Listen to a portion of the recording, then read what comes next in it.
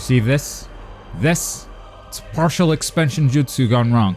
What's up, my lovely bushes? Welcome back to TGN Anime, and today we have a lot of DLC coming for Naruto Boruto Shinobi Striker. Data miners have gotten their hands dirty digging into the code and figured out these huge lists of characters, of masters. Some of them are not in the game yet. Now credit goes to Sergio M3 on YouTube. Are you a fellow Portuguese man? I think you are. It's in the accents. I can hear it. Anyway, he dug out this list and this list by searching for the word master in the Naruto Boruto Shinobi Striker code on the PC. Now, before we move forward, just because there is a name of a character on this list does not mean they will be DLC. Sometimes stuff gets left in the code. Sometimes you plan to add something and in the final game it didn't come out. It didn't come together as you expected. So it's easier to just leave the stuff there. It's not breaking the game. And if someone data mines our game, maybe they'll be fooled.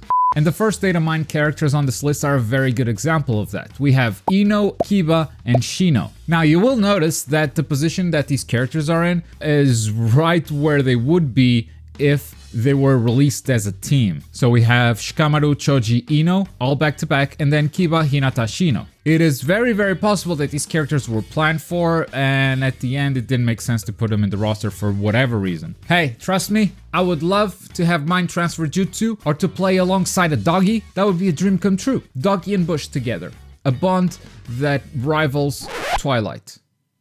And kind of the same goes for the next name on this list, which is Sazori. Sazori also shows up next to a bunch of Akatsuki members and Kabuto for some reason. So yeah, maybe it was planned, but ended up not making it. Now Sazori in particular, I think he would be quite hard to add, and if he is on the DLC list, then good job. That will be one DLC to look forward to. Not saying it's already good, but having like a puppet master style of fighting in Naruto Boruto Shinobi Striker is completely different than everything they have so far. So that is just something to look forward to. How the hell are they gonna pull that off? Then at the end of the list, and these I believe that are future DLC characters, because they're right at the bottom. They were already planned to not be launch characters, but to come out in the future. And those are Tsunade Jiraiya Orochimaru, the legendary Sannin, and Uchiha Madara. Initially, I really thought this game was gonna have 24 characters, just because of like the appearance of the character select screen. There's obviously 4 characters missing at the bottom. And 3 out of those 4 characters, if you watch my prediction videos, I said legendary Sannin are coming, Tsunade, Jiraiya, Orochimaru, they're gonna be here. Turns out the final game released with only 20 characters, but I think these guys are obvious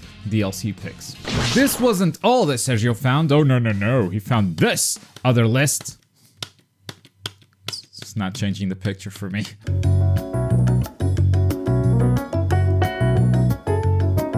And this list has those same characters in here. We've got Ino, we've got Kiba, we've got Shino, Sazori, Tsunade, Jiraiya, Orochimaru, Madara, and then we have another 5 extra characters. And those 5 extra characters are basically Hokages plus Obito. So we've got Hiruzen, the 3rd Hokage, Tobirama, the 2nd one, Obito, not a Hokage, but he's a dude, Minato, the 4th Hokage, and Hashirama, the 1st Hokage. Which brings us to a total of 13 new characters on this list. Boy, there's a lot more DLC than I expected, even though it's not confirmed DLC. 13 is quite an odd number. If we look at the character selection screen right now, we're missing 4 characters, and if we fill those 4 slots, plus another row of characters at the bottom, that is 12 characters total. You add 13, you have a lonely dude standing there at the end. It just looks out of place, and I don't know why they would design it that way, but cool.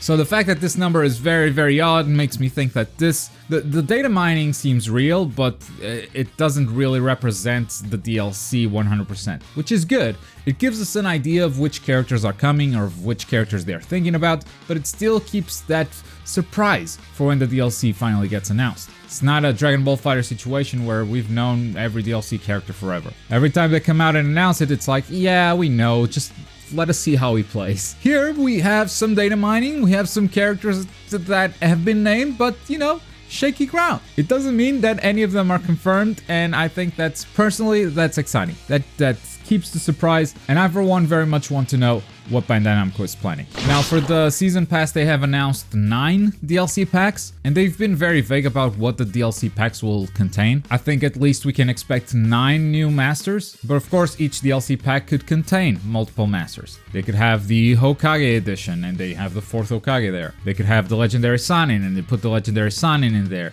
They could have Obito and Madara together as the evil duo. I don't know. That is one of the ways they could do the DLC, but those are only my thoughts. I'd love to know what you think and how you interpret these lists as well. Shout out to Sergio for the data mining. Check out his channel. He's got a very thick Portuguese accent. And I don't mean it in a bad way. I think it's lovely. Guys, thank you so much for watching this video. We can only do this thanks to your support. YouTube can become a premium bush by heading into Patreon like these top supporters on my left. But as always, thank you very much for watching. My name is Globku and I'll see you guys next time.